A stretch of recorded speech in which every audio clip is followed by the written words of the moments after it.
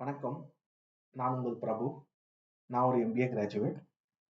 எனக்கு investment, finance, accounts, taxation, banking இதில் தான் எனக்கு இன்ட்ரெஸ்ட் இருக்கிறதுனால இதோட ரிலேட்டட் வீடியோஸ்லாம் நான் உங்களுக்கு போஸ்ட் பண்ணுவேன். இன்னைக்கு நம்ம என்ன டாபிக் பார்க்க போறோம்னா, என்ஆர்இ, என்ஆர்ஓ பேங்க் அக்கௌண்ட்னா என்னன்னு பார்க்க போறோம். இது யாருக்கு ரொம்ப யூஸ்ஃபுல்லா இருக்கும் பார்த்தீங்கன்னா, ஃபாரின்ல ஒர்க் பண்ற, இதெல்லாம் பிசினஸ் பண்ற நம்மளோட இந்தியன்ஸ்க்கு ரொம்ப யூஸ்ஃபுல்லா இருக்கும். என்ஆர்இ, என்ஆர்ஓ பேங்க் அக்கௌண்ட்னா என்னன்னு பார்க்கறதுக்கு முன்னாடி நம்மளோட ரெசிடென்ஷியல் ஸ்டேட்டஸ் பார்த்தீங்கன்னா, ரெசிடென்ட்டா நான் ரெசிடென்டா நம்ம தெரிஞ்சுக்கணும். ஸோ இந்தியாவில் இன்கம் டேக்ஸ் ஆக்ட் 1961 படி நம்ம மோர் தென் 182 டேஸ்க்கு மேல அவுட் சைடு இந்தியாவில் நம்ம ஸ்பெண்ட் பண்ணியிருந்தோம்னா நம்மளோட ரெசிடென்ஷியல் ஸ்டேட்டஸ் ரெசிடென்ட் அண்ட் நான் ரெசிடென்ட்டா சேஞ்சஸ் ஆகிடும். ஸோ இந்த bank account eligibility only for NRI, non residents of இந்தியாவுக்கு மட்டும்தான், இந்தியாவோட ரெசிடென்ட்ஸ்க்கு கிடையாது.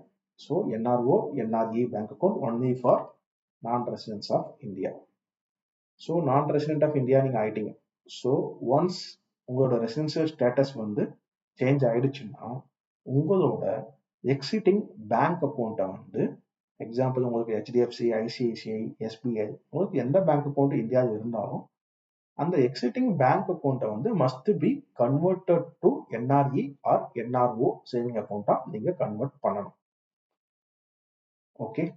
ஸோ இப்போ என்ஆர்இ, என்ஆர்ஓ அக்கௌண்ட்னா என்ன டிஃப்ரெண்ட், எதனால நம்ம கன்வெர்ட் பண்ணணும், கன்வெர்ட் பண்ணதுன்னா என்ன பிரச்சனை வரும், ஸோ இதை பத்தி தான் நம்ம பேச போறோம்.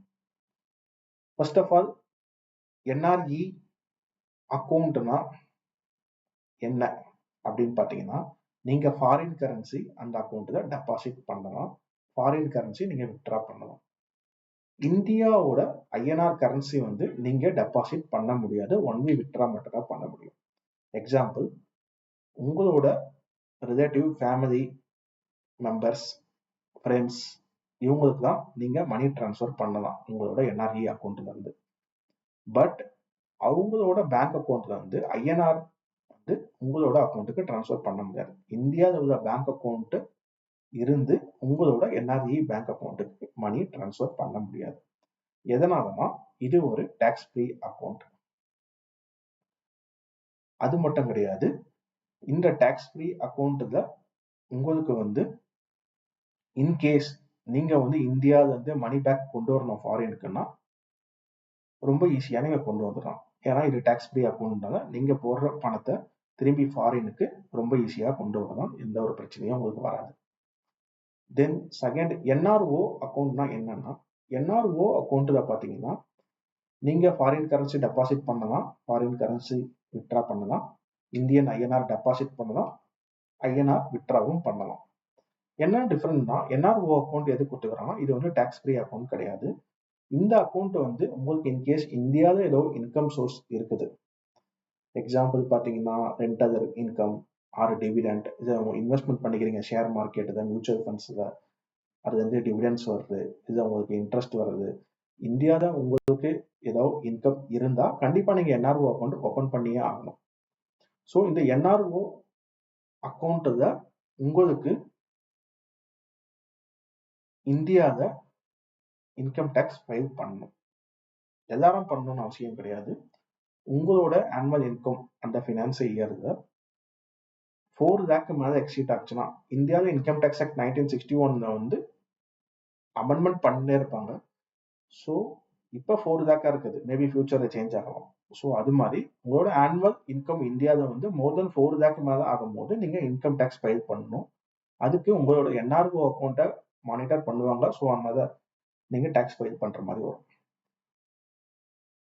செகண்ட் திங் பாத்தீங்கன்னா, இது எப்படி பண்ணணும் அப்படின்னு பாத்தீங்கன்னா ரொம்ப ஈஸி.